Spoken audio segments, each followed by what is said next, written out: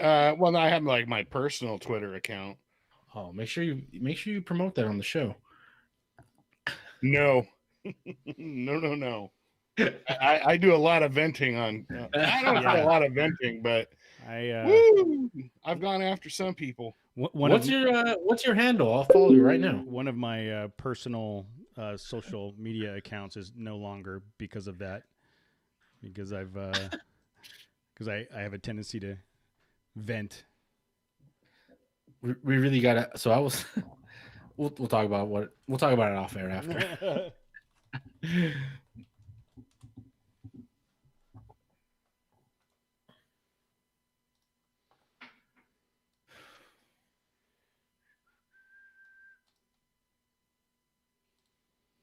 All right, it looks like we got a couple people logging in on YouTube. We are live now on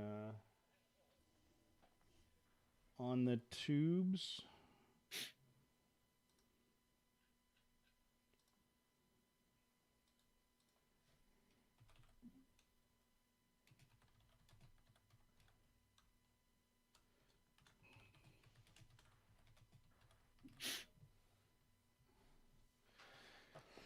Oh man. Okay, live. Recording audio. Check 1, 2, 3. Check. Check your microphone. Check your microphone. That's right. All right. So we are recording, and Jose, I'm going to record the video as well. All right. And then you never uploaded the. Yeah, and then I'm gonna start figuring out where to put that so that you can get to it and play with it, I guess. Cool. Okay. All right. Adventure Centric is in. Good to see you. We got Pat Chase. And the rest of it is just us. I did not like promote. Today's just been such a shit show. I did not promote anything. I did not prepare much. So, all right. Well, how are we going to close that Spotify deal? We don't fucking, oh, there it is. No, well, this is not a starting point. Matter of fact, man, hold on, I got to get a notepad.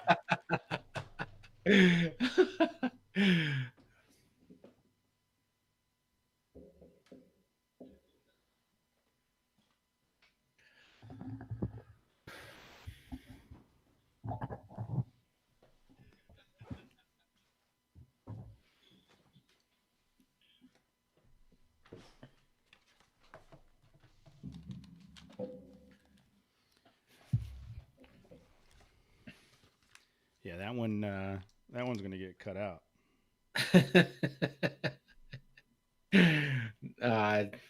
Dude, happened so fast today. Yep. No, maybe you got it out of your system. Maybe. Yeah, see, Tim already's already commenting on about it. Yep. Getting it over with. All right. We'll get started. 3, 2, 1.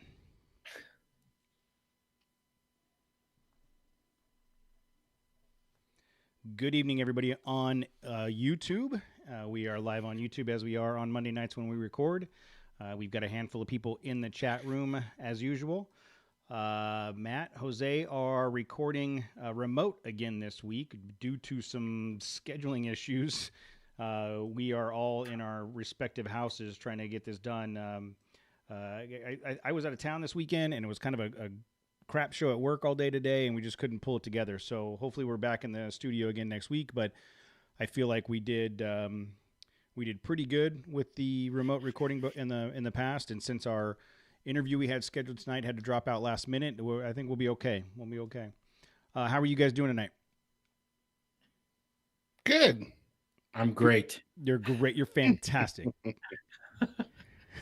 So let's start with the meet and greet this weekend. So Mountain Hatch has a new facility down in Menifee that, and they did a open house / meet and greet on Saturday, the 27th of June in the year 2020 of COVID.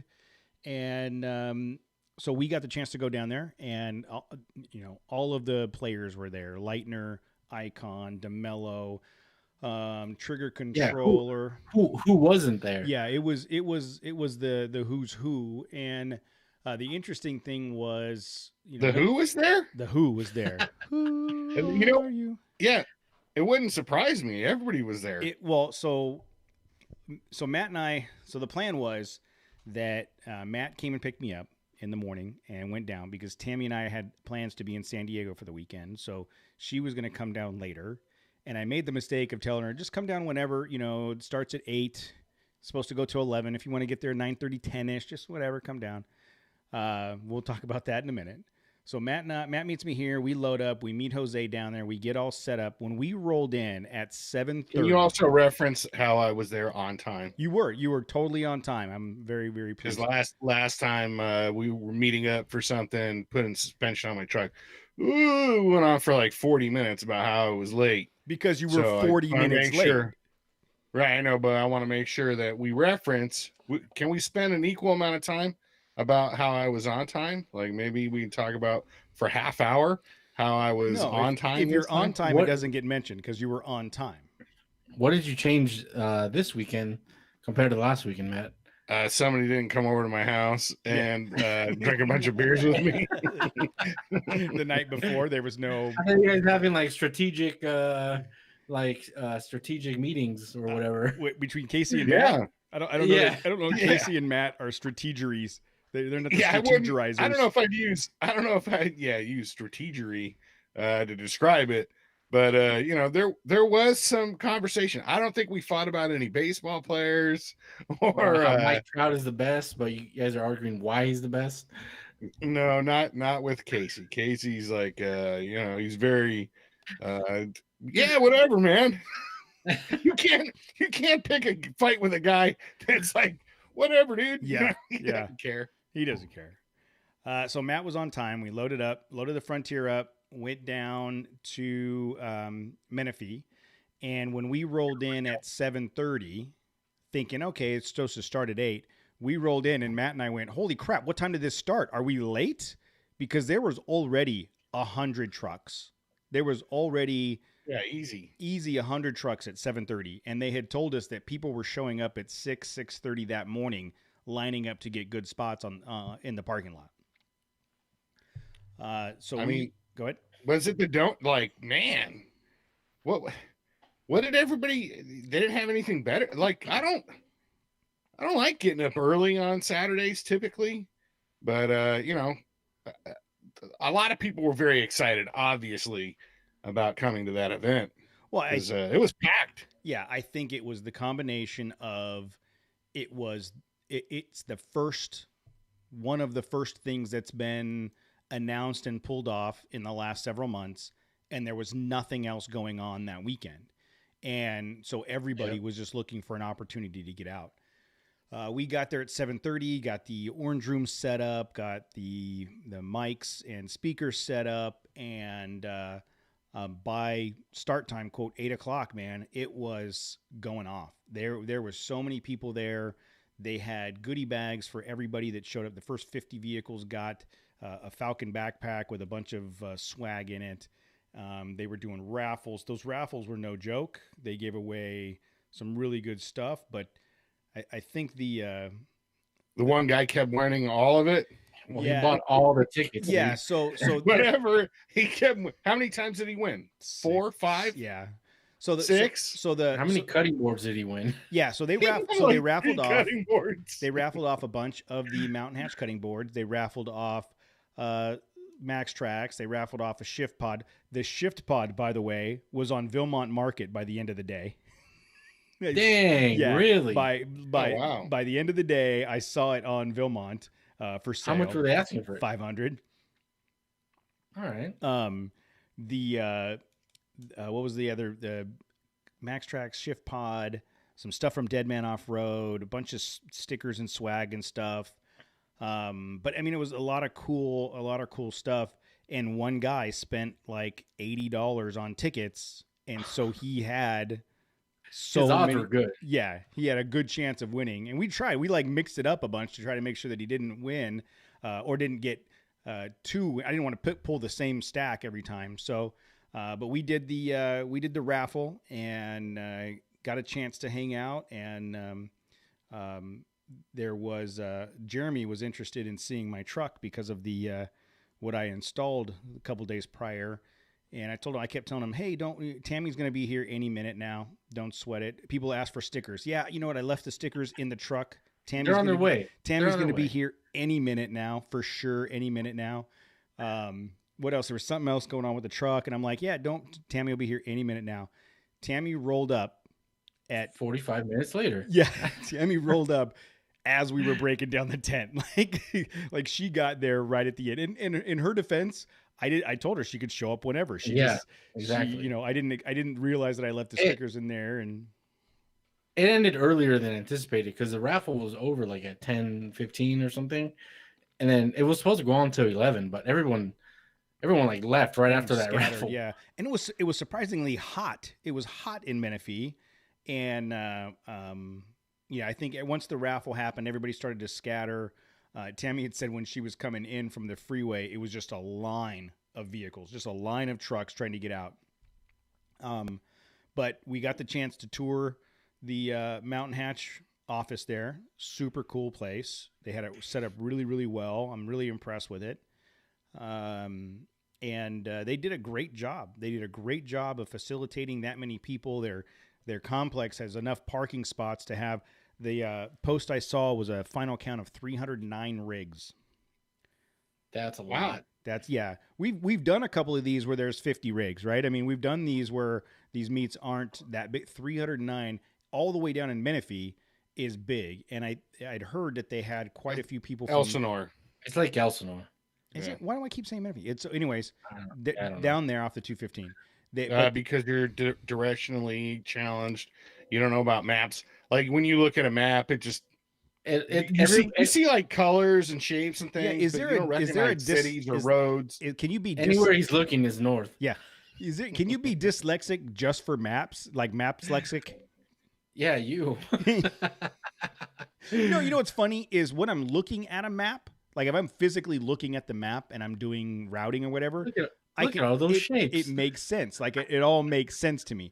I just can't translate it from the computer screen out into the real world. That's my problem. I have mapslexia. That's a real issue. They have a pill for that. I think they're working on a pill for that. I'm gonna start and COVID same time. You don't know which one's gonna come first. I'm gonna do one of those Sarah McLachlan commercials. Do you suffer from mapslexia? For just $2 a day, you can help those that are lost. I have a like conspiracy theory about the pharmaceutical commercials, and Monty, like, she hates it, but every time, there's like a slew of like depression medication, where they show like they're cartoons though, and I'm all, see that there's something to that. Those MFers know something, and they don't want you to think about real people being depressed. They want you to think about cartoons being depressed, or there's something there. And some of those depression medications, they're like, side effects may include suicidal thoughts. And I'm like, you already have the suicidal thoughts. That's why you need the medication. How is this helping? That's if the medication they're trying to give you doesn't work, and then they just want you to die off because you're no good to them.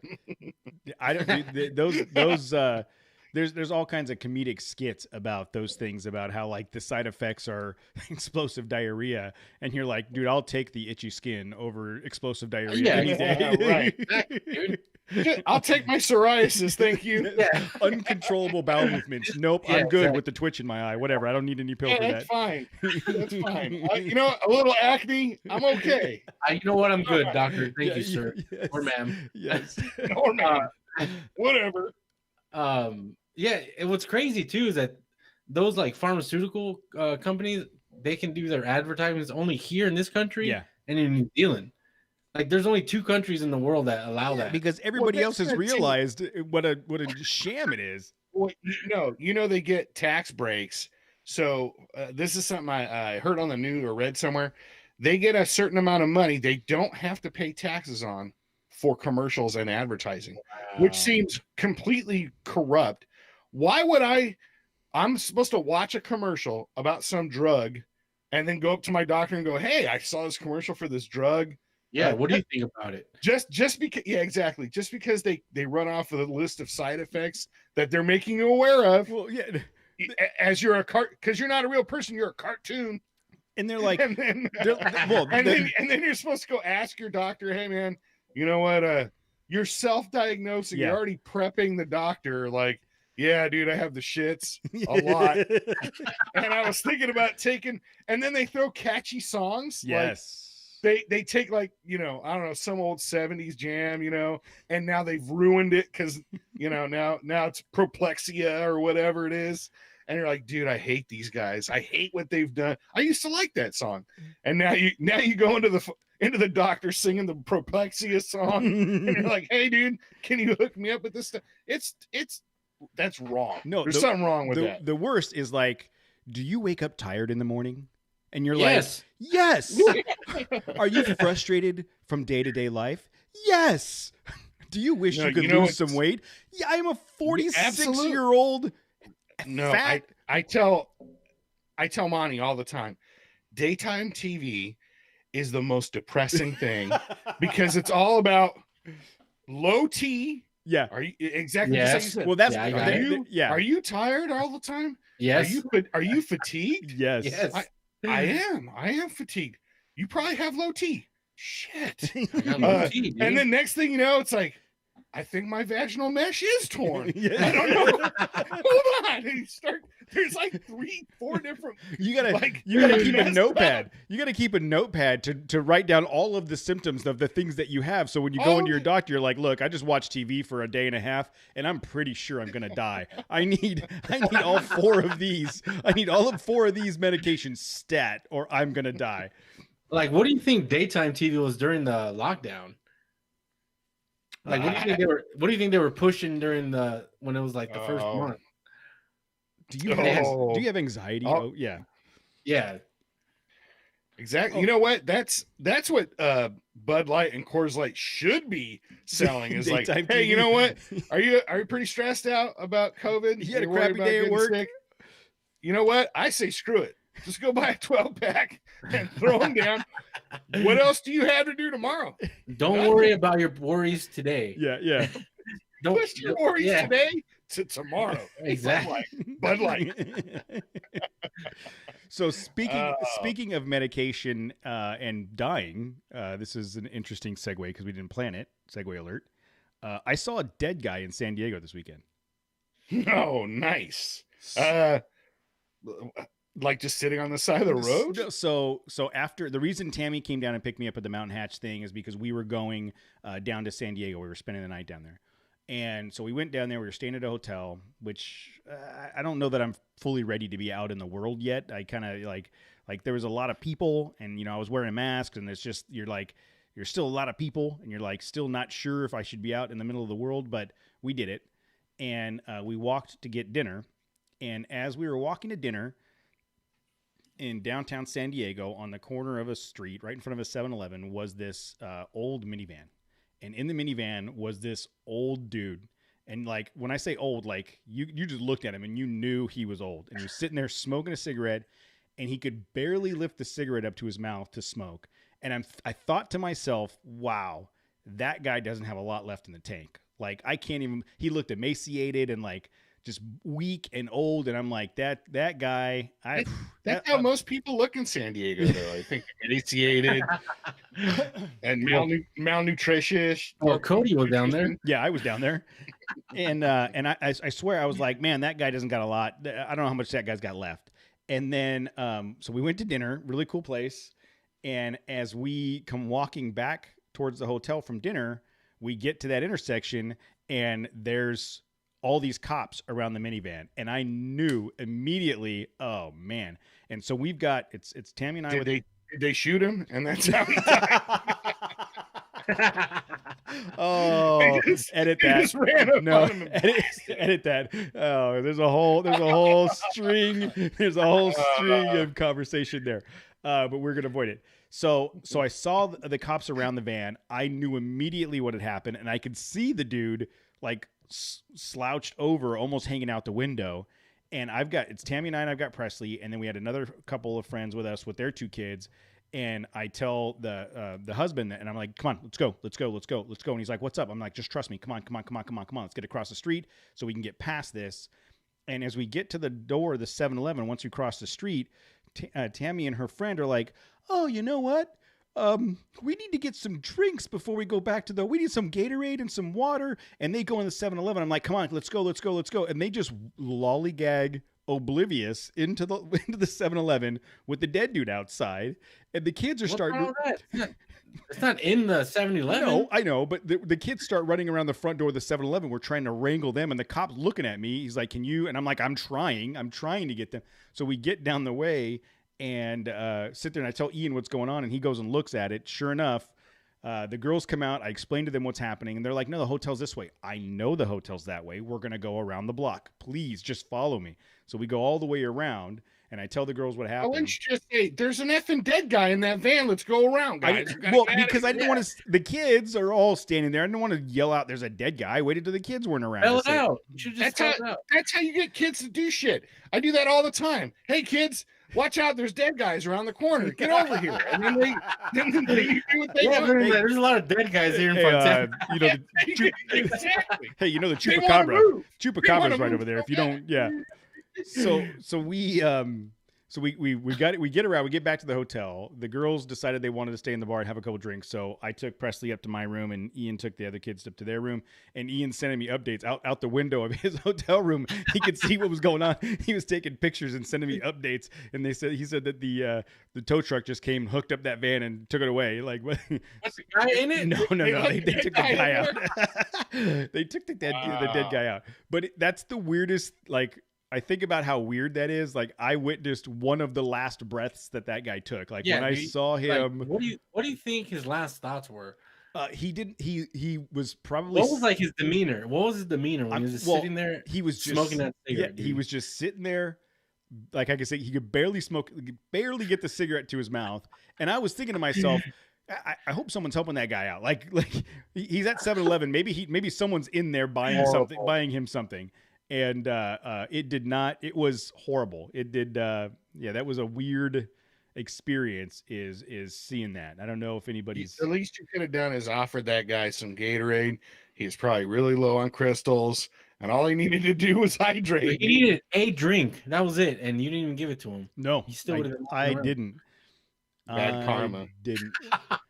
Bad karma. And now you know why. Oh, man. You're wondering why your Achilles are always blowing out. It's because the universe coming back around on you. Like, you should call Tim right now. He's throwing bombs right now. Oh, I know. Dude. Tim just said his last thoughts were that guy's Ranger is ugly. He didn't see my Ranger, Tim. I was walking. He may have said that guy walks funny. He probably followed you for a while just so he could tell you that, but he couldn't muster up with his dying breath. He couldn't tell you. Nice. So what kind of van was it? It was like a crappy red Dodge. Was it like a rapey van? No, it was like a Dodge Caravan, like one of the older minivan Dodge Caravan things. I've seen some rapey caravans, dude. Really? Tell me about that. Tell me about your experience in the rapey caravan. How do you put up your rape van? Yeah, I live in Fontana, dude. Like, if you just go down south here about a mile or two, all over the place. But those are all Ford E350s. That's all the Econoline vans. They don't do or like Astro vans, body Suburbans. Yeah. They don't. There's not enough room. There's not enough room in the Dodge Caravan. I don't think. That's true. There's a ton of Astro vans down there too. You know what's the most well-built vehicle ever is the Chevy Astro van, because they stopped making those. And they're still going. No, they stopped making those in '95. They're all still in South Yes. Montana. Dude, they're all right down here. Every one of them. If Those they made 1 million of them, they're all down here. Hey, some of those are 4-wheel drive. Yes, those in the Ford Aerostar. My mom had a 1986 Ford Aerostar. I freaking loved that thing because my buddy's mom also had an Aerostar, but his was a stick. It was a Ford Aerostar stick, and so he kind of inherited it once when he turned 16, and we took all the seats out of it. So there was just the 2 bucket seats in the front, and we would roll up to places, open the side door, and 25 people would pile into that thing, and we would drive everywhere in that thing.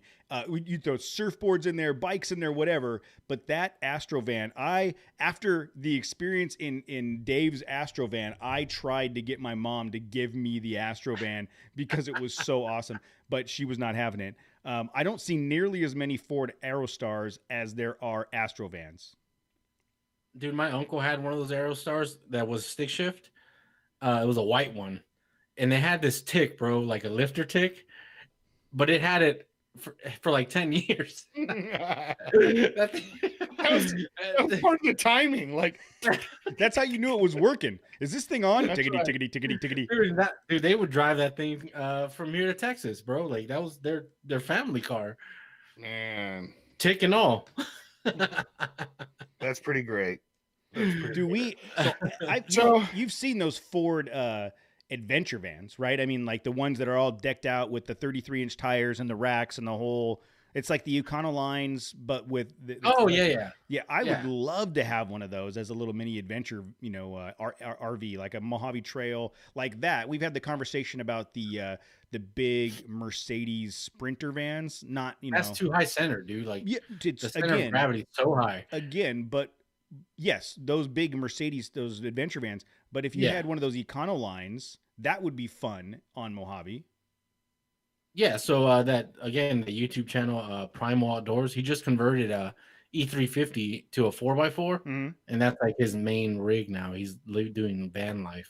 Yeah, I think that would be cool. That would be fun, a lot of fun. You can live in it, and you can have a whole conversion in there, and then have plenty of room on top to put your gear, your stuff, your stuff. Speaking of which, this wasn't on topic, and I'm going to put you on the spot. There was a conversation in the Orange Room this weekend with Jose and one of our friends. About a vehicle that may be changing hands without letting the cat out of the bag. Is that vehicle going to change hands, Jose? Dude, I talked to the CFO. It's not in the budget right now, but I'm gonna type up another proposal, try to close this deal because that's a killer. It's deal. It's a hell of a deal. Yeah, that's why I don't want to out anybody. I don't want to talk about whose vehicle it was, but let's just say they outed themselves already in the chat. Oh, did they? Did he? Yeah. Oh, I didn't see that. I missed it. So the chat room is hot tonight. So it's already scrolled past. It is. Yeah, you guys are on fire. I'm trying to ignore you guys because Tim's in there, and I can't. My blood pressure can't handle any more Kilmer. That's all I'm saying. No, but if I could acquire that vehicle, I mean that vehicle is built. It's built, dude. It is dialed in, 100% turnkey, ready to go. Except the color, we would have to get it wrapped, dude. Nah, dude, I'll stand out. I'm like no, I won't. How much is a wrap job? If you have to ask, you can't afford it. Well, how about you get it wrapped orange? Look, it's either got to be black, white, or orange. It doesn't fit. In the right light, it looks orange. I don't think so. Duty Driven is in the chat tonight, and he came out all the way from San Gabriel down to the Mountain Hatch. Dude, he has a giant ass truck. It's so big. So the funny thing is Mark, Duty Driven, has been in the chat over the last couple years. Weeks about telling Matt that he can take him. Out Matt. Yeah, calling out Matt. He can take him. Yeah, check it out, dude. So my brother has an F-250. And we did the /X run on Hodge Road. It ain't happening, Holmes. It's I don't want to say you have no chance, but you have no chance. There's no way Sorry. Well, But I don't okay, think you're you say keeping up that with the frontier. you say that now, but at the end of the day, when Mark was leaving, Matt's sitting in the tent facing one direction, and Duty Driven comes driving by Yeah. behind us, and we're like, "Oh, hey, see you later, man. Talk to you later." Matt says, "Do I need to be worried?" I was like, What did it? I What did think it look so. like? I think it he looked could take you. It looked pretty awesome. I think he could take you. It's a lifted Oh. ass. It's a lifted F-250, and then it has a rooftop tent. I don't, dude. He needs like a rocket ship to get up to that rooftop tent. I don't know how he even gets It up there, wasn't dude. that high. It wasn't. It was like 10 feet high. I don't. It was just an F-250 with a lift on it. I don't think it's that He needs a tall. ladder for the ladder. His girlfriend was only like 4'11", so it couldn't have been that tall. She was pretty short. He's saying it's stock, dude. That thing is lifted. It's tall out of the factory. Yeah, it's but I would like to see Duty Driven take Matt on Renegade Highway and see how it does. Yeah, he says he's 6'4". He doesn't fit into a midsize. Yeah, you know what, Mark? Though you're 6'4", but you weigh like 98 pounds. Try being 5 foot. Try being 5'8", 5'9", 225. Yeah, 210 pounds. then talk to me. I'm too fat to climb up into a full size truck. I'm too short and fat to get into a full size. That's how come that's cool? How come you be like, I'm too tall to get into that truck? How come it's not as cool when you say I'm too fat to climb into that truck? I want some credit for being short and fat. So I want a truck I can roll into and out of. That's what I want. Just fall in. Yeah. Yeah. So I think over time, my truck, I'll go from the Ranger to like Corvette, because that's like I have to step down into it. I don't have to try to climb up into the Ranger. Yeah, but the problem is if you get the Corvette, I can't getting get out. is getting in's not the issue, it's getting out. Mm-hmm. So the next thing, Tim says I'd lose another Achilles climbing in and out of that truck. I don't have any more to give, man. It's all over. Yeah. So I have I've put together some video clips, and I'm gonna start releasing them soon. I am very, very excited about the fact that I went last week and picked up my white knuckle sliders for my Ranger. Insert applause here. Yeah. So the folks at White Knuckles, we did the whole. Do you remember what episode that was, Jose? We did a whole thing on yours. You bought those white knuckle sliders for your Land Cruiser, and we put those on. I don't know, 20 episodes or so ago, and you can find it. You can just search it on our feed, and it's there. On our blog, I wrote a blog about it too. That's right. There's a blog post about it as well. Super, super impressed with them when we did the ones on Jose's. And it took both of us to get them done because of the length of those sliders and the way the skids were under, what was that, the exhaust, the catalytic converter? The catalytic converter. Yeah, so there's a skid that It's covers like a 3/4 inch like plate that protects those things. It is no They're joke. overbuilt. They're overbuilt. For No sure. joke. So then I was talking to the guys over there, to John over there at White Knuckle, and I ended up getting a set for the Ranger. And I picked them up on Wednesday, and I really wanted to get them installed before the meet on Saturday. This was before I knew that Tammy wasn't going to be there till 11 o'clock. I thought I was going to take the truck down and have it to display. So on Thursday afternoon, I was like, you know what? I'm going to see if I can get these installed by myself. And I actually did it. I was able to get both sides installed by myself. Really easy because of the way these things are built, because they're so stout and the way that their tabs are. And we'll do a full review, and I want to have John on the show so we can talk about them. But essentially on the front and rear tabs, there's bolts that go through the frame, and then and then the two center bolts and the other front and rear bolt sandwich the frame. So this thing, it's rock solid once it's installed. But it took me less than 2 hours to get both of the sliders installed by myself while filming and trying to do a bunch of different things and catch angles and what have you. And I literally I set a jack down in the middle and was able to jack them up into place and then get them installed. and I'm super happy Did with the way did you put them in right side or upside down or anything like that? Pretty much, you can't put them in wrong. I'm sure you could if I tried hard enough. I don't know. I mean, we're talking about you doing it by yourself, so Well, I just want to make sure. They're still on there. They didn't fall off on the way home from San Diego this weekend, or maybe one of them's dangling there. No, I jumped up and down on them, so you know that they can hold. Job. Yeah, no, seriously, totally. Secretly, Casey did it. I saw that. Exactly. Where was Casey this week? Casey wasn't here. I secretly did it because I was hiding from work. But we're gonna have John on the show. We're gonna do a full review of them. I've got video of it. The Jose, you know, like what we talked about, the way these things are mounted and the bolt hardware that they use and the thickness of the plates, it's just unbelievably stout. And I am looking forward to Gold Mountain. Now that the sliders are on, I want to do Gold Mountain.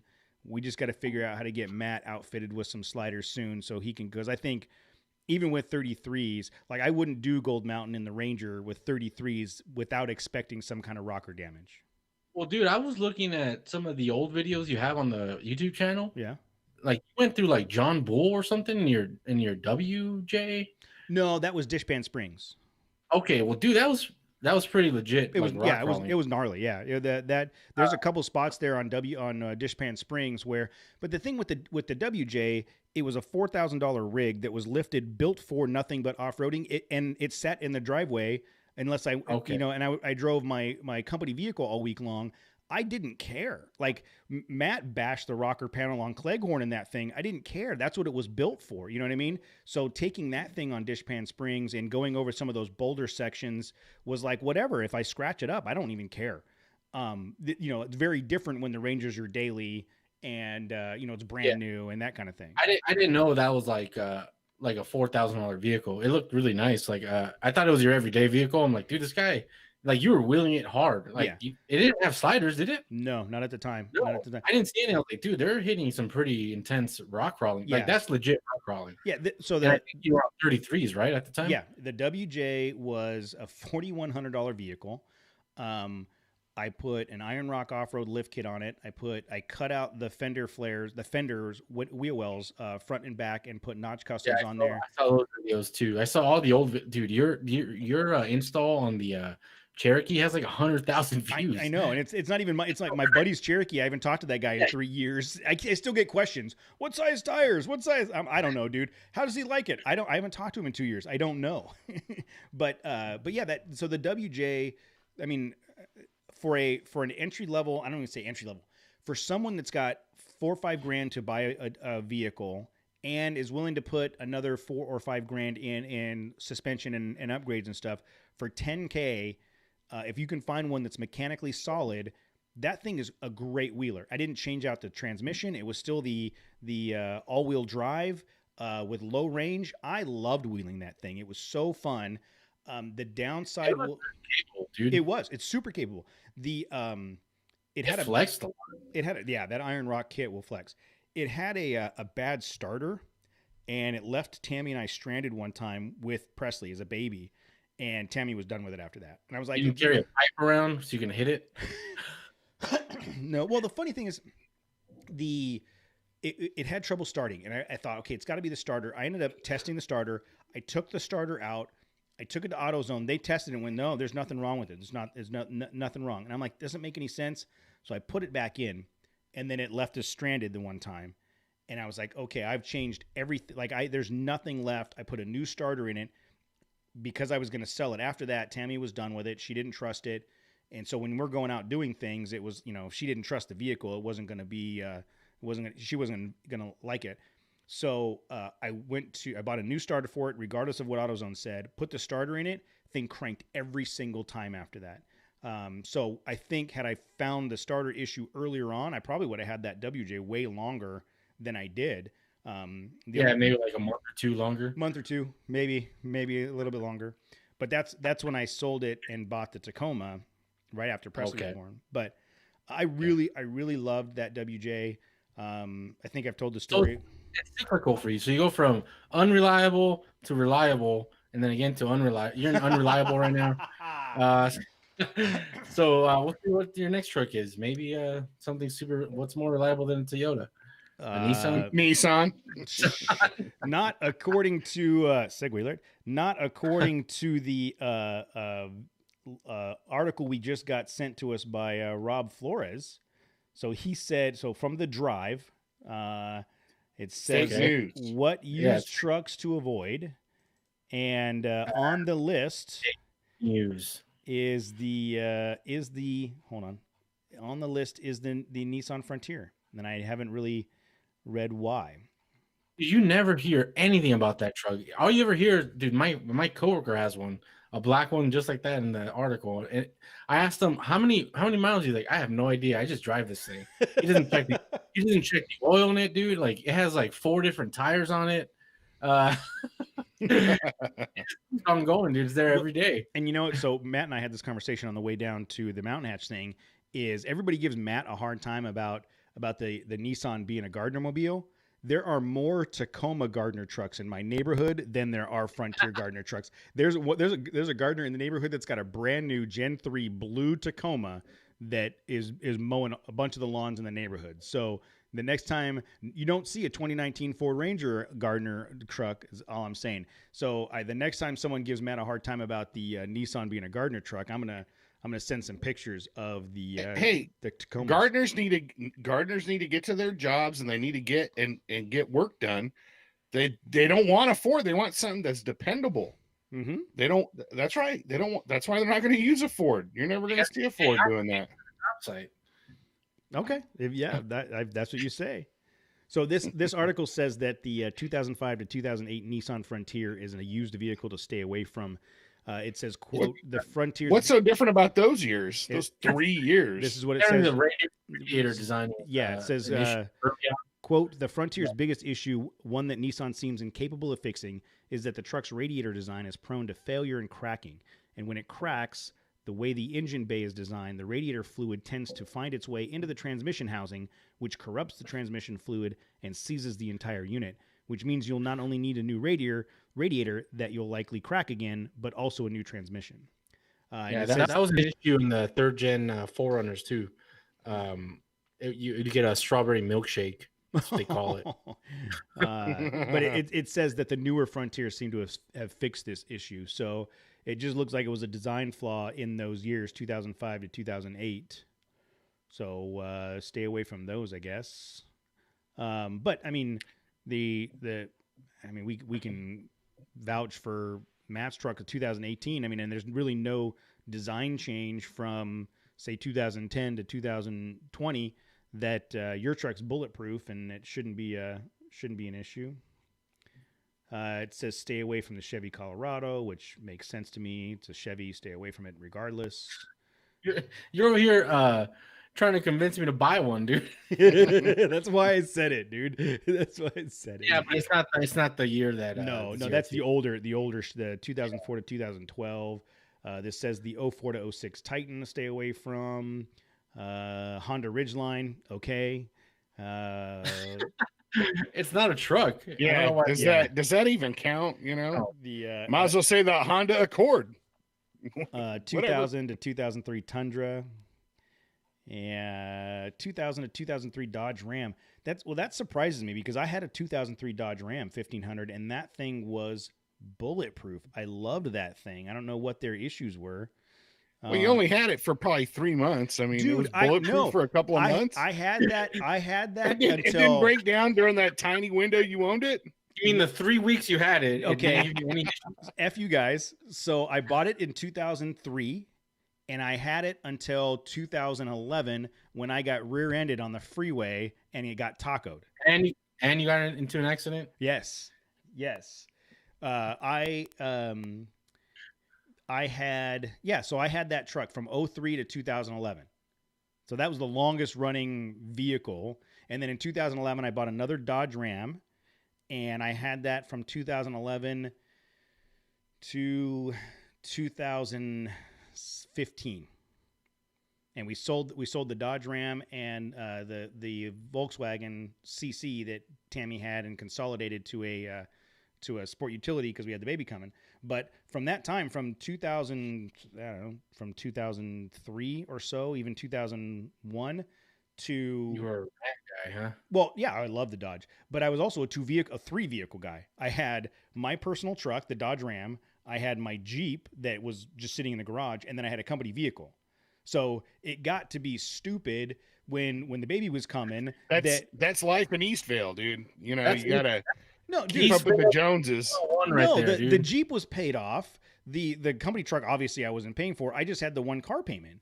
But when Presley came, we decided to consolidate. So I was driving my work truck every single day. Tammy was driving the SUV, and then I was driving the Jeep on the weekends. And so I've been since Presley came along, I've been a one vehicle, like dual purpose daily and off road guy. But so going back to Jose's comment about wheeling the WJ, that was just a toy. It was not my daily. It didn't have to run for me to get to work every day. That's why I wheeled it the way I did. Yeah, it looks like there was a 0 fucks given on that video. You son of a Bing, motherless bing, bing, bing, bing, goat. bing, bing. What's the timestamp Bing, bing, on bing, this? bing. 46 minutes. You do that on purpose. You guys suck. Why is it you guys? Well, I don't think you've had to ever go back and pull anything from me. Well, I'm thinking that it's probably someone in the chat there's egging you on. No, egging on this one. This was all me. No. So talking about vehicles, more information on vehicles. Did you guys see the clips of the new F-150 interior? So I saw it, but it's just the thing. So when people talk about interiors, I really don't care about interiors. Like, because you drive a 20-year-old vehicle. You don't exactly. Anything is a giant step up for me. Yeah, you have a Bluetooth JBL speaker as your stereo. So yeah, everything's a step up. The biggest takeaway was that folding shifter. Yeah. The only thing that I thought about was like, how much is that thing going to cost when it breaks? So Matt's looking. So what it is the F-150 the shifter folds down into a cubby flat, and then the center console opens up and creates a full workbench, like a workstation in the truck. So you can set up a laptop, a notepad, plans, whatever, and you can fully like have a workable space in the truck while you're parked at a job site or in a parking lot waiting for someone or whatever. I think that's awesome because here's the thing. Or while you're waiting for the tow truck, you can get some work. Here's the thing. Good one, Matt. The F-150 though. Think about the F-150. 80% of the F-150 sales. I'd rather not. But go on. 80% of the F-150 sales are in the fleet market. Trucks, municipalities, construction companies, municipalities, fleet vehicles where people are working. I can tell you that I've spent a lot of time working with my laptop on the center console of the F-150 plugged into the outlet waiting for a meeting or traveling to Vegas and back and, that kind of stuff. This is a really cool innovation for that use case. It may not be for everybody, but for the fleet vehicle and the construction companies and the project managers out there that have to sit in their trucks and do work, this is a cool innovation. Yeah, but I think the only problem with that innovation is it's like on a certain trim level and up. So I don't think it's even on the work truck, dude. Oh, it's project manager level probably. Yeah. But why can't we just do we have to, this is gonna sound horrible, do we have to constantly keep being more and more efficient? They're trying to get me to load my laptop now while as I'm driving. I have to put some stuff together and type up RFIs and shit. You've never done that? What? Like in the truck? Matt, how come you didn't get that thing out today? Well, yeah, I was stuck in traffic. Wow, but that's why we got you that fold down shifter so you can continue. Exactly. You lazy prick. You lazy prick. Get to work. Look, you drive with traffic. You drive with one hand, type with the other. That's where I gotta go. Damn it. The problem with these trucks today is like they're all so good. Like each year they have to keep coming up with something that's going to sell it, right? Like it's all like super incremental at this point. Like they need a gimmick every year, right? I mean, what else? What else can they do to these trucks, man? Like they're already luxury vehicles on the higher end trim. They have all the power in the world that you would ever need. I mean, what else? What else do you want out of a truck? Give me a minute. Trying to think. Self-driving, number one. I think they're soon. That's not far away. But I mean, I don't know if I would agree that it's gimmicky, Jose. I think it has a use case, and I say that because I would have been in that F-150 I had for work. I would have been the perfect use case for that. So it hopefully it does come as an option in some of the lower trims, and it's not just the Lariat or whatever. But I think to your point, Jose, they're at such a level that they have to come up with innovative changes to keep them top of mind and relevant. It can't just be the next type of leather or the next type of touchscreen or the next type of. It's got to be some other things. And that's like standard now. Like great, better interior now. And Tim's got a great suggestion. He's looking for a coffee maker inside the cab of the truck, which I think may. Perry G has another suggestion that may or may not. I don't know that However, Perry's suggestion would probably cause a lot more accidents than things that are good. And we're not going to go down that route. So this is why you have to. That's for the chat room. Yeah, this is why you have to join the chat room, because all of you podcast listeners, that's why you got to listen live. Watch live on YouTube so you can get all the good. This is like campfire talk, but in secret. Yeah, but in word. And because of FCC regulations, we're not going to say what they're talking about. I don't think they're regulated by the FCC. I think it's just morals, or like let's just not talk about that stuff. The comics code of ethics, or whatever that was in the 60s. But anyways, I think that the F-150 is continuing to step up their game. I think the truck looks really, really nice. The 2021 model is going to be really nice, and they're consistently a best seller in the market. I don't know that that's going to change. I don't know that anybody's got a product that's because the fleet sales. Agreed. I totally agree. I think that the but you see a lot of just F-150s in everyday driving. That goes both ways, right? So the fleet vehicles, Matt and I have been in construction for a lot of years, and we spend a lot of time in those fleet vehicles, and you maybe you love it, and so you go buy one for your personal vehicle. I had some bad fleet experiences on my Fords, which was why I was not going to buy a Ford for a long time. The last 2 Ford trucks I had were really nice, and I enjoyed driving them, which led to the Ranger. No. I've never every Ford, and I've driven, like I said, a number for probably 12 years straight. I drove Fords at work, and I was not impressed at all, but I also did not have any major issues with them. They were it was just a work truck, right? It was just a work truck. Yeah. That was it. But whatever. The F-150 is what it is. It's like saying, they're like the Volkswagen of trucks. There was a time when the Volkswagen was the most purchased car, or more Volkswagens on the road than anything, than the Model T or whatever. It's kind of the same thing, F-150. So whatever. That still seems like a gimmick to me.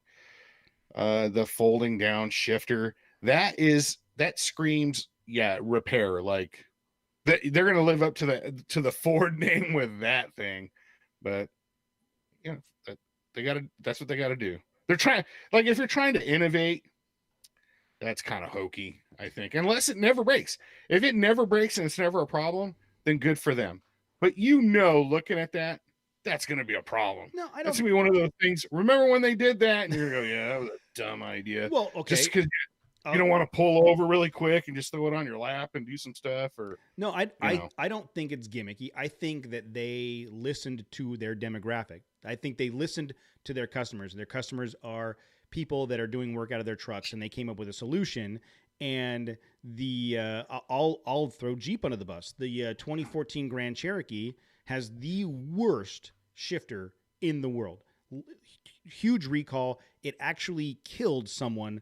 Matt, you know the guy that played Scotty from Star Trek, the new Star Trek. Yeah.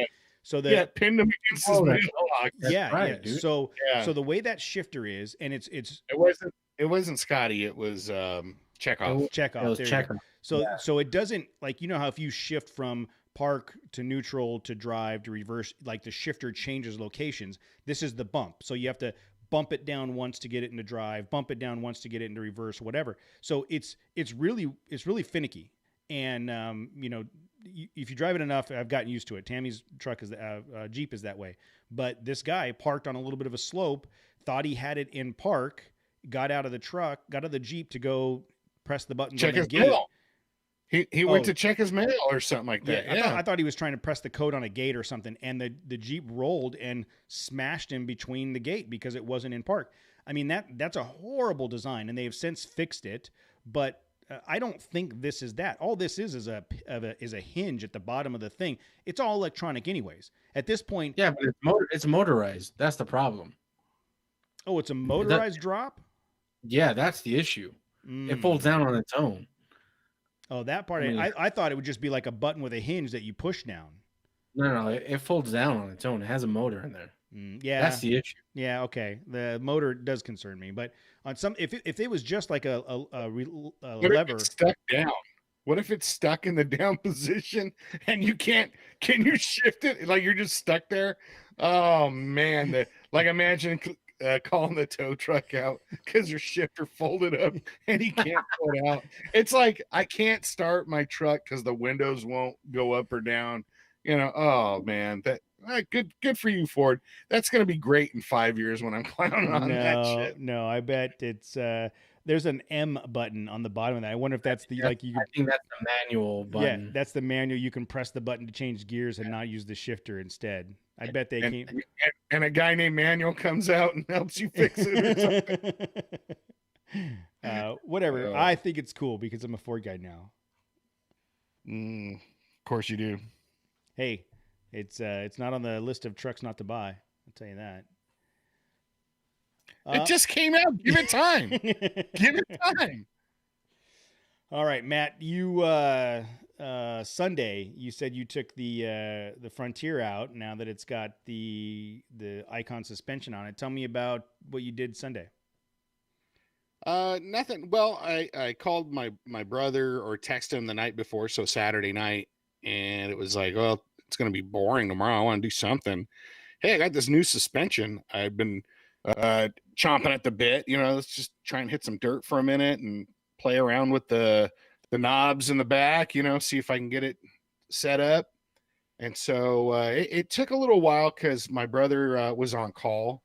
So he had to do a service call. And I don't think we got on the trail till about 2:00. Oh, that's pretty late. Yeah, it was. But, during that time, so we met at his house like at 10:30. That's when he got his call. He lives up in the high desert. Yeah. So he's like, well, it's just down the hill.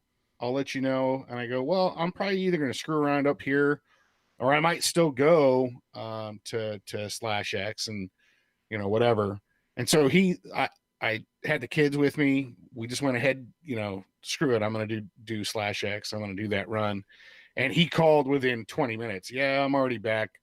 I'll be back at the house in like 45 minutes or something. So right there at Hodge Road, there's that exit. There's all kinds of hill climbs. I did like all those hill climbs. Well, the three of us stopped at Hodge Road that one time. Like, is that where the gas station wasn't working? No, that's Razor. Yeah, oh, okay. Hodge Road was that. It was like the week after quarantine started, and the three of us just went out. Remember, and we had the kids. I don't think Jose went. Yeah, he did. I've got pictures of it. I wasn't there. No, he wasn't there. He was. I have pictures of it. He was there. So, anyways, Hodge Road is a cool place. Understand? Go. Yeah. Yeah. So, waited for my brother. Again, he showed up, about 2:00, and we hit the trail. And it's kind of so I'm not used to leading or anything like that. But the stressful thing is, again, my brother's in a full size F-250 diesel. It's a big, heavy truck. And do you remember that there's some kind of mine or something, like the first mile on the trail off of the highway?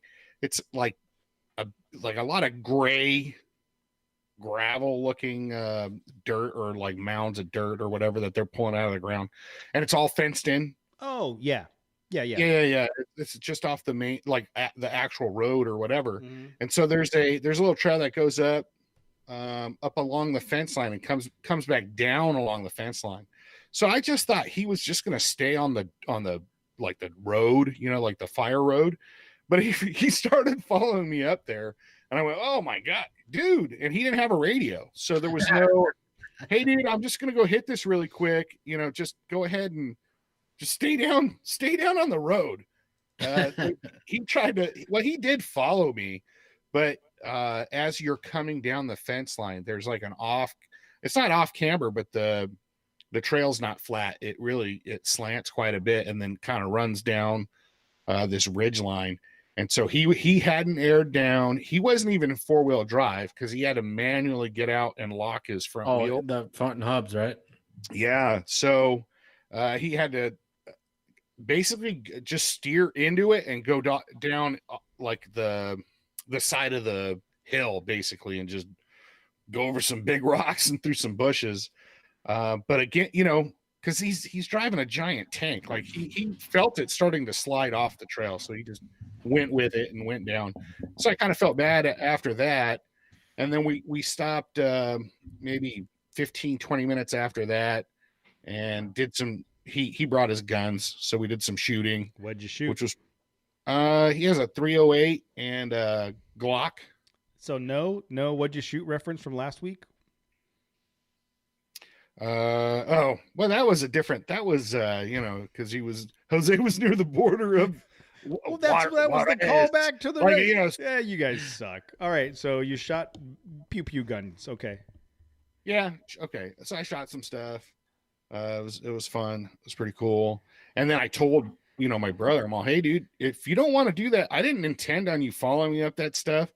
You're like in a big ass tank. You don't have to do. And he's like, oh, it's cool. Whatever. Do whatever you want. Okay. Well, I'm gonna do that. And so if you can follow, if you don't see me, after like 10 minutes, like come back and get me or whatever, that means I had a problem. So that was really we had one other spot that was kind of a tight, steep little climb. And he just went up it slow, he couldn't mash up it. But I will say, so doing some of the climbs, I'm able to hit those climbs with more speed, and the wheels stay on the, it wasn't like I'm bouncing around. I can just go faster up it. It's just like the same amount of control as crawling up as I did before, but at half the speed. Yeah. So I literally could double my speed. It exactly translates to the hill at King of Hammers that took me like that third shot. And Cody did it one, whatever. And he was able to, put the power to the ground. So I noticed that right away within the first couple of hill climbs, and they were rocky. So instead of like the wheels just like bouncing, they just stayed.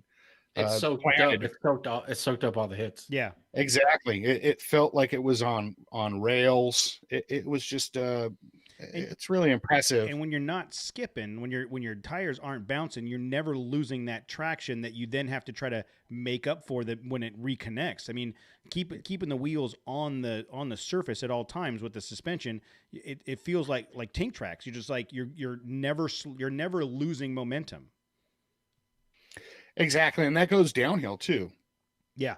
So when you're coasting downhill and you hit the brakes, they're more effective. Well, so whenever we're going downhill, really I always downshift, even in the Ford, which is a little bit harder to do in the Ford than it was the Toyota. The Toyota was a 3-speed, 4-speed with an overdrive. You just drop the gear shifter into first gear and drive down. The Ford has the electronic with the 10 speeds, so you have to you have to like use your thumb on the little knob and go bum bum bum bum bum bum and drop it all the way down to first gear to get it to really slow down. But it does it really well once it gets down there. So I tried to use as little brake as possible when I'm going downhill and just use the transmission and engine brake.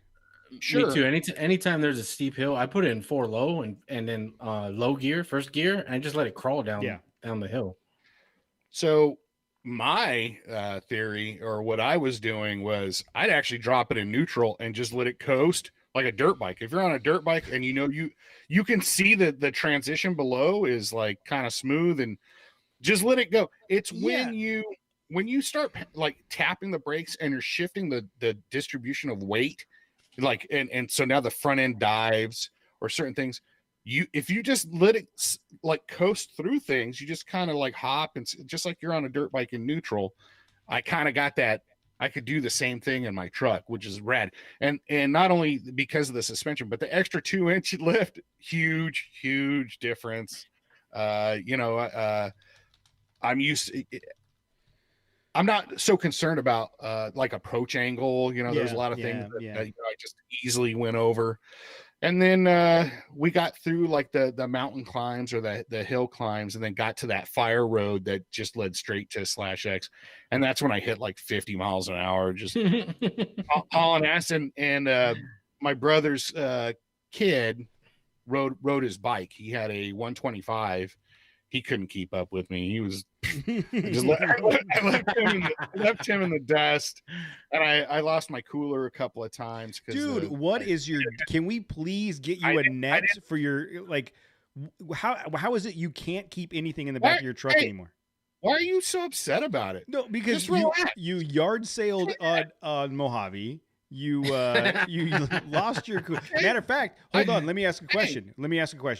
I picked up after myself. I know. I left a bunch of debris. Let me ask you. Hold on. We got to figure out a way to strap some stuff down. Did you lose your cooler, or was it my cooler? You took your coolers no, back. No, you still have the other one. You still have the 1980s teal and yellow one. It's mine now. It's mine. You had to take it back. You referenced it when you were helping me with the tile, and you didn't take it. It's still here. No, I took my good cooler, the one that's indestructible. Thank goodness. And I'll tell you what, it's pretty tough. After this weekend, it's pretty tough. So you know what? I did get to initially. I was set on 1 as far as my settings. That's not the right setting, dude. Now when you want to go fast, you kind of want like a 3. I'm on 4, but you could tell a difference, because that when you were hitting things. So if you were hauling ass down that road, and then you hit a transition road or something that was perpendicular, and so there's like a hump or something. If you were in 1, it would spring up, right? Yeah, exactly. You could almost feel like the back kind of bottom out on the springs. Like it would hit the back would hit the spring, and the spring would kick it up with the, I set it at 4. Like, I'm like, no, let me do this at 4. Well, you don't have any bump stops, so yeah. Well, and did it again, and it stayed level. So the front end would still hit, and the back end would. So literally, like you're jumping, or at least the weight is shifting and staying at the same. So all 4 wheels come back down at the same time, and then it's just immediately flat again. You're in control immediately. It's great. Yeah, just fun. Lots of fun. I had talked about leaving mine at 1. I feel like in the sand, the 1 works because there's some forgiveness in the sand and the tires and the shocks all at the same time. But I would agree with you, dialing in at 1 on hard pack like that out there by /X, it'd be too soft. You'd be slamming the whole time. So yeah. I haven't gone hard out at /X, so I don't know what the proper setting is for. And you never have. But yeah, I would say that on the harder pack stuff, you'd want to crank that CDC valve down. I mean up to try to increase the resistance on compression. Yeah, definitely. Well, for sure. So, I mean, you wheeled the Frontier for a long time in stock form. What would you say is the upgrade? I mean, we talked about how adding Icon suspension increases the performance, but like, are you in your mind right now? And I know you've only got 1 good run on the Icon stuff, and you still don't have your 33-inch tires. Like, is it significantly noticeable? Is it just like nice to have? How would you rate it? Oh no, this is the same. I got that same feeling. So my understanding of suspension and lifts and whatever before, prior to going on the Icon where we went down to San Diego, The ride and drive? Remember that, The Jose? ride and Remember drive. that when we went down and we got to? Oh wait, Jose didn't go. I Sorry. didn't go. No. So you know, prior to that event, I just figured, all these people with suspensions, they're just lifting their trucks for bigger wheels, which I'm sure is, at that time, there's an advantage to that. And maybe there is some significant performance enhancements, like with coilovers or whatever. But when we did that event, I was astonished that, wow, I'm driving like just a regular truck with a, with this with a lift or, whatever, with some coilovers, and they're actually tuned to do something. They're not just for show. They actually do work. I wish I could take my truck on that course now. Oh, I thought about that. You made a really good impression with Jeremy when you insulted him. Maybe if you reached out and you're like, "Hey, Jeremy, you remember how I told you I said you were old and you couldn't." Yeah, which time? This past Saturday or? No, I'm talking about Jeremy. I'm talking about Jeremy McGrath. When you when you told Jeremy McGrath that he was too old to ride anymore. Like, I heard you were too old to ride. Can we come and hang out at your ranch again? That video clip of Matt interviewing Jeremy McGrath was like watching the Chris Farley show, dude. That was the best. That was you were so giddy and like excited, and then the first thing you said was, "Hey, dude, you're too old to ride anymore. That's why you're driving trucks." And he was like, "Whoa, wait a minute." He's like, "So Jeremy, remember that one time you won that race?" That was great. That was cool. You should totally reach out to Jeremy and ask him if we can go do a trail chaser day. Do another one-on-one again. Yeah, I'm sure. That's funny. He'd probably have him and his buddies around the track with rocks, just throwing rocks at me while I turned laps. Probably, but that would be incentive for him to let us down there. So that's true. That. So anyhow, as far as the at that time, realizing, oh my God, I can actually get my truck, hopefully to do something like this. I have to have it. Like especially the Gladiator was like the funnest truck for me. I said it then, I'll say it now. I think now I have something comparable.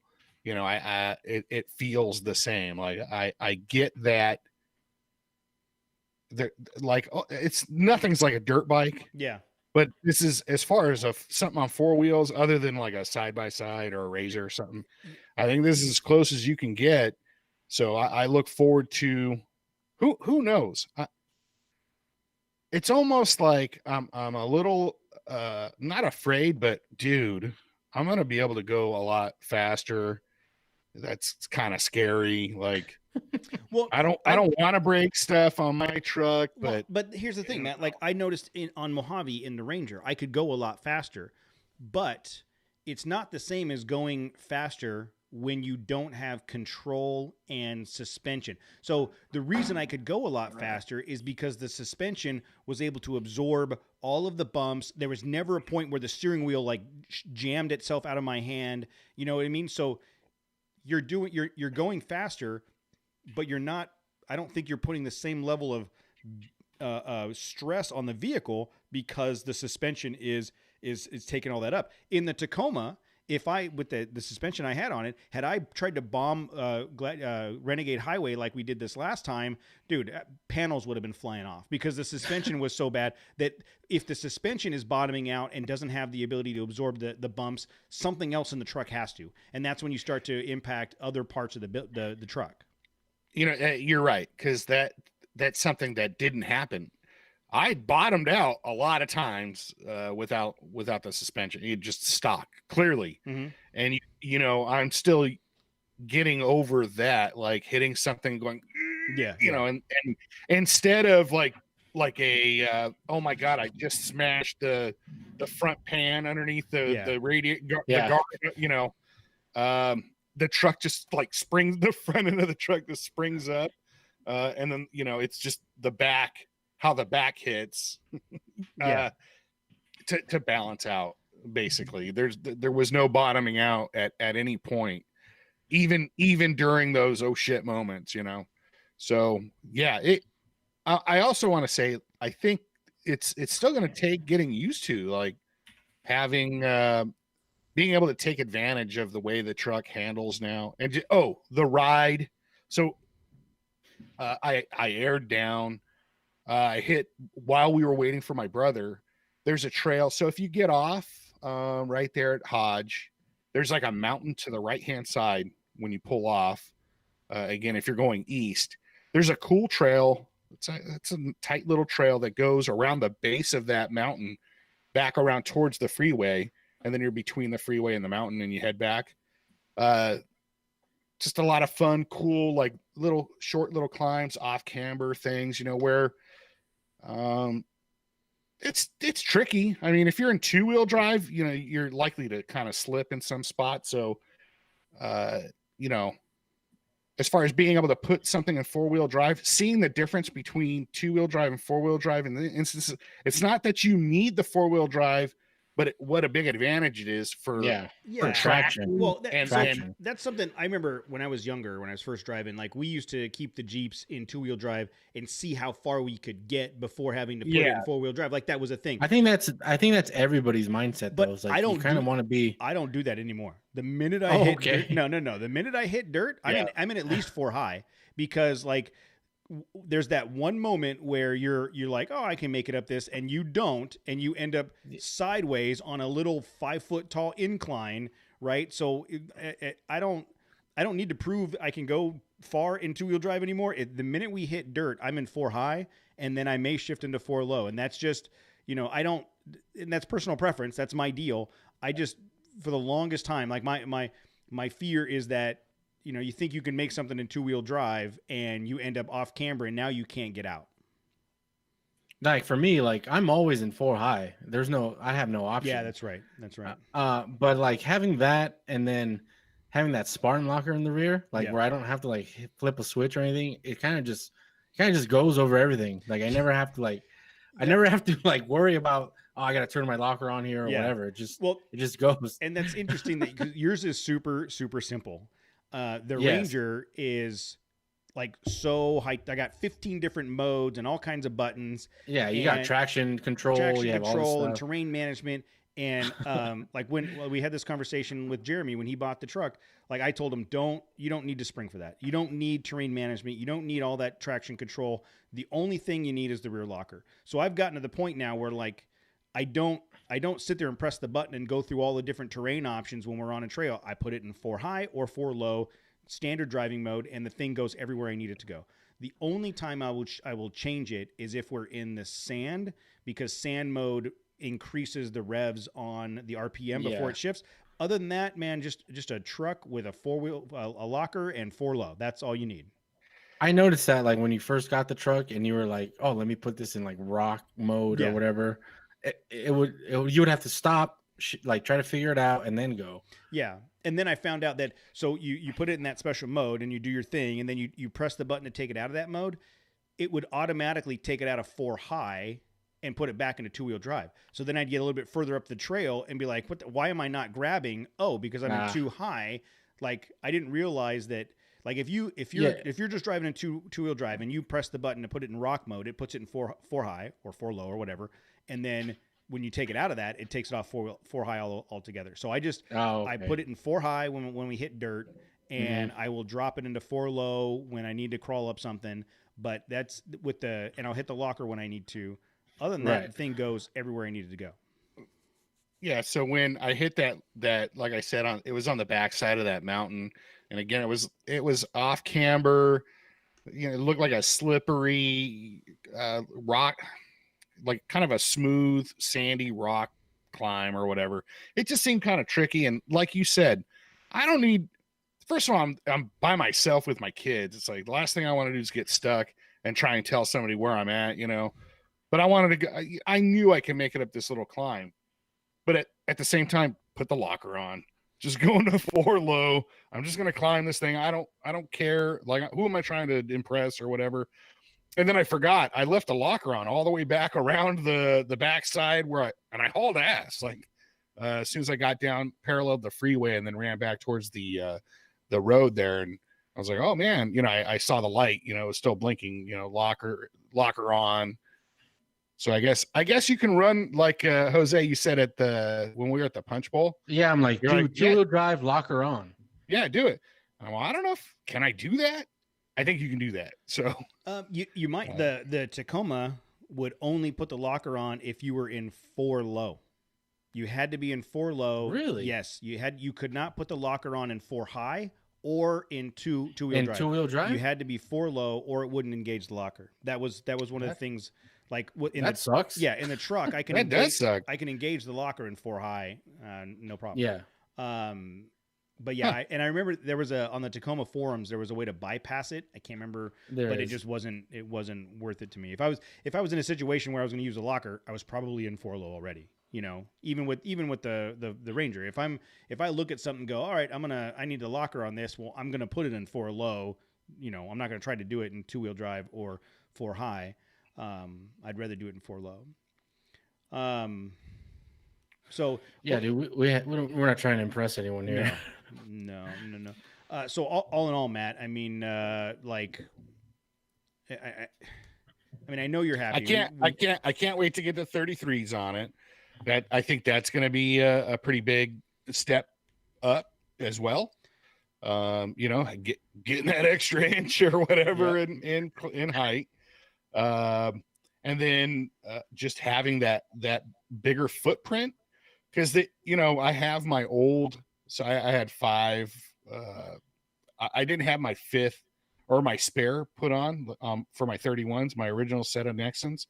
So I have that tire next to the other 5, the 33s. It's a big jump, dude. Mm-hmm. It is a big jump, not just in the height, but the footprint, like the width. Mm-hmm. So I'm a little concerned about the clearance. When I'm turning. We're gonna have to do some trimming, I think, on the front at the corner, the bumper where the bumper wraps around. We're probably gonna have to trim back that panel. Yeah, I got my dad's got a righteous set of tools. That's a quote. What movie, Jose? Is that Fast Times? Yes, it is. It is Fast Times. So, and he does. He actually does, but he's not a TV repairman. Yeah. My dad's a TV repairman. He's got a righteous set of tools. They have a total Camaro. He's gonna shit. He's gonna kill me. Is he gonna kill you or he's gonna shit? He's gonna shit, then he's gonna kill me. It's so funny. But yeah, so well, I'm fine with like trimming that stuff away.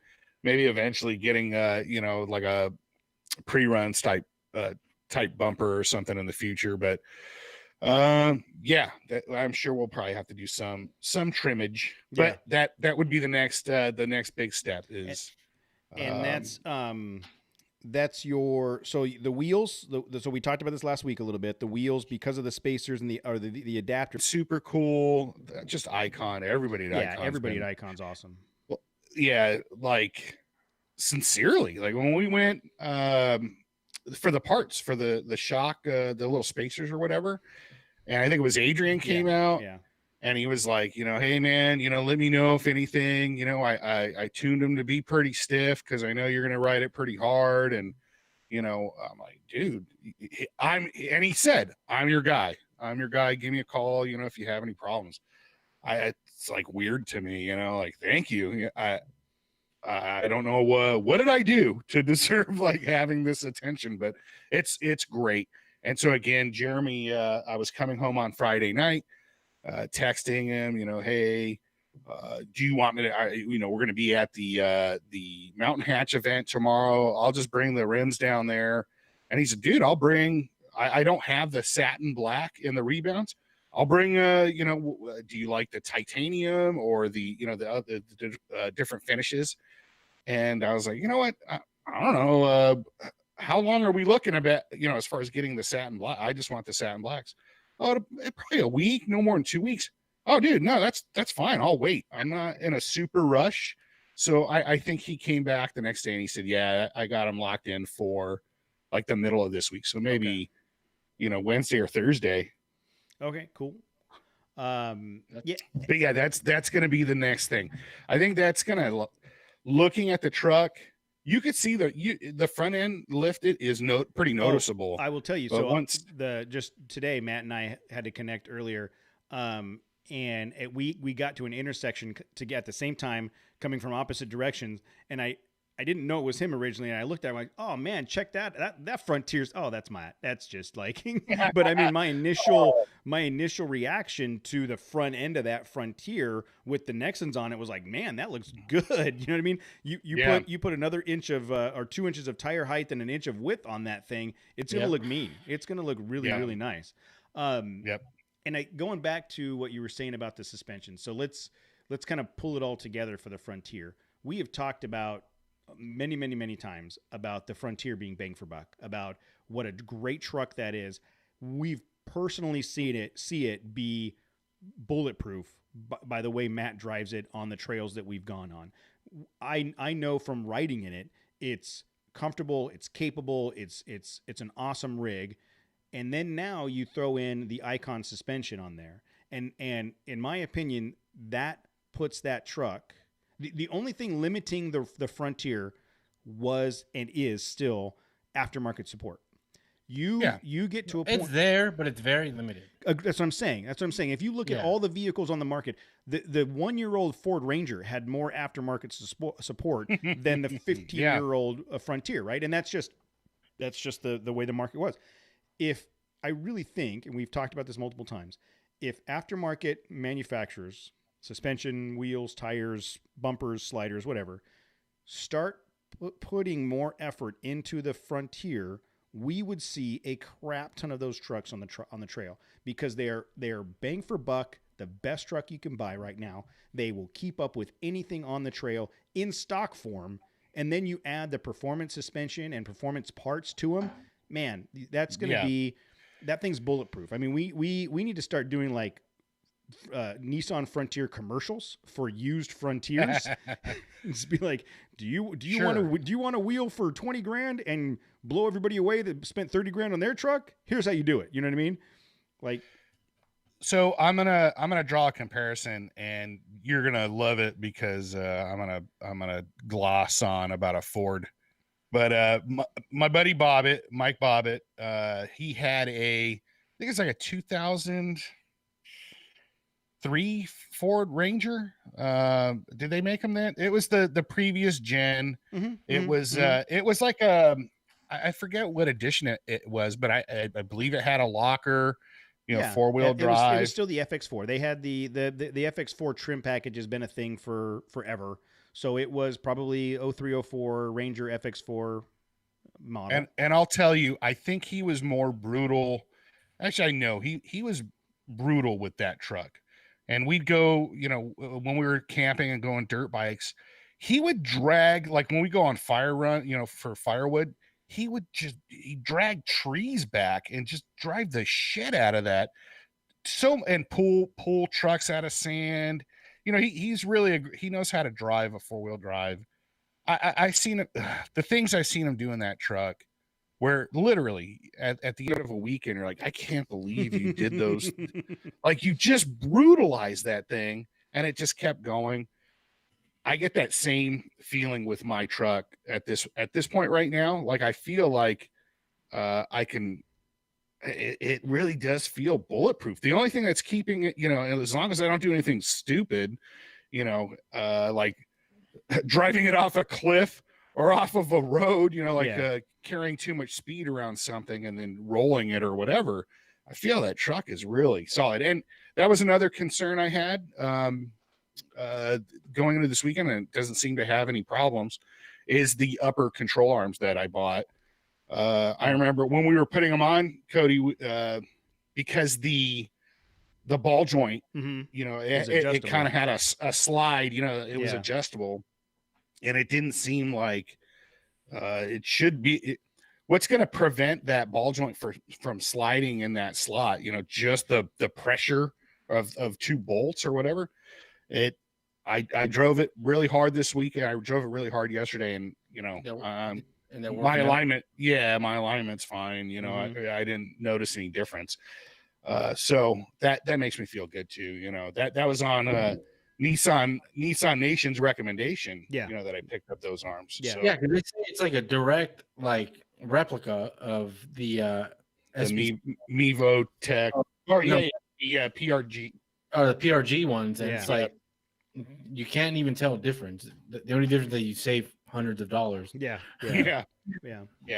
Well, look, man, I'm stoked that we got the kit installed, and I know you had a little bit of a run this weekend, but I'm looking forward to the next good long trip to where we can really spend some time, watching it articulate up and down some hills, and see how it does once we get the 33s on there and all that. Yep. No, it's going to be. It's like we were talking about it before, like how excited. Yeah, I'm super excited, and now to see that my truck is more capable. That's like a whole nother level of excitement. It's still my truck, but it's better, and I get to kind of learn its new footprint. Like I can drive my truck, but better. Yeah, and you know what? I bet you'd be able to go even faster if you vacuumed out the inside once in a while. The 15 pounds. I don't want to test that theory. I'm kind of the opposite. Like maybe that's what's holding it all together. I think there's still it's, Mojave familiarity. There's still Mojave. There's Akatia Wells dirt in that truck still. Yes, from January. Yes, there's still some of that mud underneath. That was at my dad's shop. Some of that. Oh my God, you guys. So I did the video. I did the video when I was doing the install on the sliders the other day, and I crawl into there to do the work, and the whole underside of my truck is full of mud, and I'm like, damn it. So there was a part of the video. Yeah, dude. There's a part of the video where I was showing. Because on the FX4 there's a skid plate that needs to be trimmed just a little bit, and they're going to change that on future versions. The version that they used to model the sliders didn't have the FX4 trim on it, so they're just going to adjust one of the bolts. Bounce. So on mine, I had to trim just a small piece off a tab. So I taken it out, and I was filming it as I was cutting it, and I was showing the thing to the camera, and I'm like, oh wait, I don't want to show that side, so Matt and Jose don't see how dirty it is. But I when I go clean my truck after runs and stuff, I'll get down there and I'll shoot up with the wand on the car wash thing. Clearly, I got to get up there more because it still had that clayish mud from that puddle in Big Bear that Joe K got all messed up in. It's still that same reddish. Oh yeah, dude. Clay Yeah, mud. you're not gonna get that off. It's permanent. It's permanent under there now. You got to take my power washer over to my dad's shop and put the truck on the lift. Yeah, exactly. And just blow it out from below. No. You gotta blow out that undercarriage, bro. Yeah, no. You gotta get in there. You gotta get knuckle deep into that undercarriage. Put the high pressure nozzle on. After the January Akatia Wells run, we've talked about this. I took the Tacoma over to the Dirt Stripper in Norco. Shout out to the Dirt Stripper. It's a do-it-yourself car wash, and they have a heated undercarriage cleaning area for the big rigs and stuff. So I did that, and that's for comfort. Yes, and then I got home and I put on full rain gear. So it's not so jarring. Yeah, it's shocking when it's that cold. But I got the truck home. I put on full rain gear and a face shield and crawled under the Tacoma to clean the rest of it out. That's how bad it was. I think I need to do the same with the Ranger. It's pretty bad. All right. Well, so, yeah, but the way you talk about your truck now, Matt, it just seems like confidence is there now. There was never any lack of confidence. No, but it's just, now it's just you're not holding back anymore. Oh, that's not scary. Good for anybody. Well, look, it's not like I can do 70 over 2 foot whoops or anything like that, But no, I know. But being realistic, I mean, look, I know we run Icon here, but it just goes to show that I know there's a lot of like budget lifts and stuff that people can get for their vehicles, but in my opinion, I think a suspension is like it's one of the key things you need for off road. And if you can just hold off and just save until you can get a good quality one, no matter what the brand is. But how would you know that you could? And again, it's because of that event that we went to that I realized, oh my God, you can drive like a madman. You know, you could really get aggressive. Yeah, and improve the performance of your truck or rig or whatever. If I can expand on what Jose's saying, I 100% agree. I've upgraded suspension on 15 different vehicles, and I would say 95% of those, 98% of those was I can afford this. Like, not because it was the best system, but it's what I could afford, right? And when I did the Tacoma, I felt like I had done my research. And I spent the money equivalent to some of the other suspension options out there that I felt like I was getting a good quality product, and I was never, ever, ever happy with that suspension system. You guys both rode in the truck. You know what I'm talking about. I think it goes beyond saving up for the money. It's doing the research. Research. Calling the company up and saying, hey, I'm thinking about buying your kit. What can you tell me about it? It's going on the forums and seeing what other people are saying, to some extent, because people are people. It's finding someone that you know and trust that has that kit or has experienced multiple kits and saying, hey, what do you think? Because you're right, Jose, of all of the upgrades to your truck, bumpers, racks, lights, whatever, none of them will have the same amount of impact as tires and suspension, because that's where all of your power is to the ground. That's what off-roading is. The rest of the stuff, that's cool to have. Perfect example. Rock lights? Rock lights. I sent you guys. I sent you guys rock lights. I sent you guys a picture earlier of rock lights on a Frontier. So this is not long after I had my Tacoma. Joe P and I went to a meetup at the Hat. And it was, I forget which group it was. It was one of the local Tacoma groups. And pastrami. Yes, they chili cheese fries. Yeah, the Hat has good food. So we get there, and you're walking around talking to people about their rig, and this guy, he's looking at my truck, and we're talking about it, and I'm like, what are you driving? And he goes over to show me his truck, and it was a extra cab Tacoma. Mm-hmm. And he's going on and on about the lights and the method wheels and these BFGs and all this stuff. And he's like, yeah. I'm like, well, where have you taken it wheeling? He's like, I really don't take it wheeling. I couldn't afford the 4-wheel drive. And I was all, wait a minute.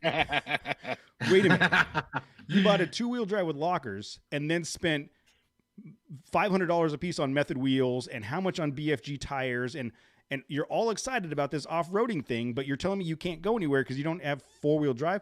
Like, that's the logic there. Like, don't spend the money on the bling. Spend the money on 4-wheel drive and suspension and tires, so you have the capability. All the other stuff will come down the road. Like, you know what I mean? That's my soapbox is focus on where you're going to get your performance. They say the saying is lockers before lights, but even I would say suspension and tires are the two biggest things you can do to your truck to upgrade it. And then all of the other things down the road are just nice to have. Put them on your Christmas list. Hopefully you've been a good boy this year or a good girl and someone will buy it for you. Spend your money on what matters. But just to elaborate a little bit more, it's like you don't need a suspension right away like that guy, did. No. You need a wheel. You need to do what Matt did, is like really get to know your truck stock, and then, see where it needs improvement, or take it to the movies a few times. Find out what kind of how much popcorn it likes to eat. Yeah, what kind of popcorn? What kind of movies are you into? Go out to dinner with it. Never mind. I started getting weird. But yeah, I think definitely as far as my 4-wheeling experience, I think I did it I don't want to say the right way, but when you learn on a basic truck and you can learn your limits on a stock vehicle, now I get to kind of step my game up. I think my 4-wheeling skills have improved, and now so is my vehicle. So yeah, and that's where the confidence comes in. Is you're going to look at a hill climb and go, I've made that in my truck stock with some good tires on it. Now that I have bigger tires, suspension, and all the stuff dialed in, I'm 100% confident I'm going to get there. Like, so I go back to there's been a couple times where when I was in the Tacoma, Akatia Wells, when there was that really big hill climb that got kind of rocky towards the top and no one was really sure where it was. And I was like, I'll go check it out and see what it is. Like, I did that with confidence because I knew what my truck was capable of, right? Matt's now hit that point where he knows what his truck is capable of. And then some. Yeah, because he's done it in stock form, and now he's got that much more performance. Okay, well, it is, so this is Monday, July 29th, June 29th. The episode will come out on Thursday, July 2nd. July 2nd, okay. And that's the 4th of July weekend. We talked a little bit, at one point we talked about maybe having a planned run on 4th of July, but right now that's probably not going to happen. I think most of us have Friday off. Yes, I have Friday off for sure. Friday the 3rd. I have Friday off. And Tammy and I have plans on Saturday the 4th, and then we'll see what happens from there. I mean, best case scenario, maybe a day run one day over the weekend, but right now it's looking like just a mellow family weekend for me. What about you guys? Sitting in my pool drinking beer. Tell you that. Yes. Jose, you coming over? Yeah, he's sitting in your pool drinking beer. I got a lot of Coors Light. I don't know if those will fit in my cooler or my refrigerator. Don't worry, I got a cooler. You can bring one with you. Oh, okay. Okay. Make sure to take it with you when you're done. Yeah, no otherwise he'll steal it. Call it his own. No, I'm okay with coolers that just have Diet Dew in them. I'll take those. But if they if they've held Coors Lights, then it's worthless. Lame.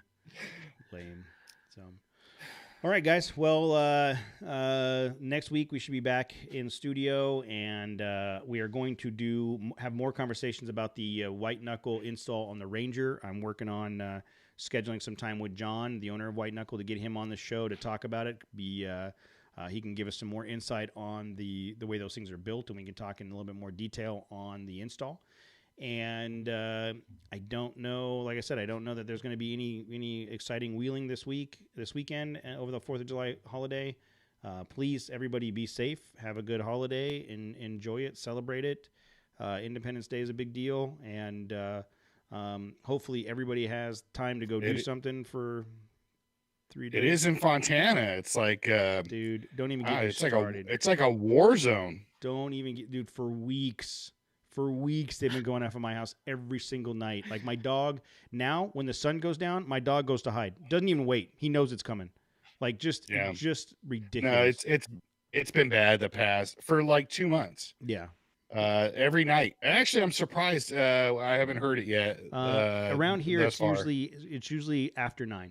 They wait till after 9. The other night, I was in bed and I got woken up at 11:15 because some yahoo was letting off fireworks in my neighborhood. Yeah, Duty Driven said, "Don't blow off your fingers." All I ever use, or Tim said, "Don't blow off your wiener." All I ever use, I just go and buy the Safe and Sane stuff. No. I think there's so many. It's like a fireworks show. It's like the crescendo at a Dodger game on 4th of July. That's what, for about 45 minutes all around me in Fontana. That's what it's like. No, remember the first Desert Storm? Those videos that were coming out, yes. Where it's like all green and stuff. Exactly. That's what Fontana looks like every night. And Duty Driven. It does. I think my brother's blown off both. For sure he's blown off a finger. Oh, matter of fact, he blew off a finger and then chopped off a finger. I don't know if those are the same hand or not. But he yes. Don't blow off any appendages, and be safe and celebrate with your families and enjoy the weekend. And we'll catch up with you guys next Monday on the live feed, and then next Thursday when the episode comes out, and we've got some more interviews. Like we said, we had an interview scheduled tonight that had to get rescheduled last minute. No worries, we'll get them back on the show. And we've got a couple other coming up that I'm excited about. So we're working on scheduling some more interviews and getting some more topics, and then go from there. So thanks everybody for joining us on the live feed tonight. We appreciate it, and we will talk to you guys Do us soon. a favor, hit that like button, please. It really helps us out. Yep, Thanks. like, subscribe on the YouTube's reviews. We didn't get any reviews. I did get Yeah, we haven't got any reviews in a while. I got 2 voicemails, and both of them were robocalls speaking in a foreign language that I could not understand. So, dude, you heard about that? It's conspiracy about that. No, I don't know what the conspiracy is. We'll have to tune in next week. Next week we'll talk about it. All right, conspiracy theories next week. Talk to you guys later. Later.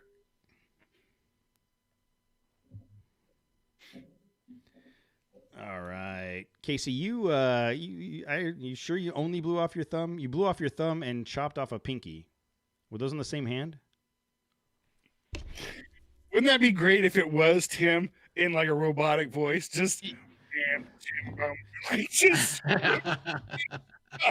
man, that would be awesome. Tim, do it. Can you call the line and just talk like a robot and just screw with Cody? That would be the best. Please. No, we don't need to do that. Oh man, robocalls. Yeah, they're super like an Asian language. I have no idea. And like to get 1 is weird. To get 2 is weirder. I get them all the time, dude. It's weird. I'll take them. I'll give you my personal number. You can leave those robocalls to Mud me. Raider, you can I think on like Spotify, Google Podcasts, a bunch of those other podcast feeds. There's places where you can do reviews. I do the same thing. I don't use iTunes, so I'm good with that.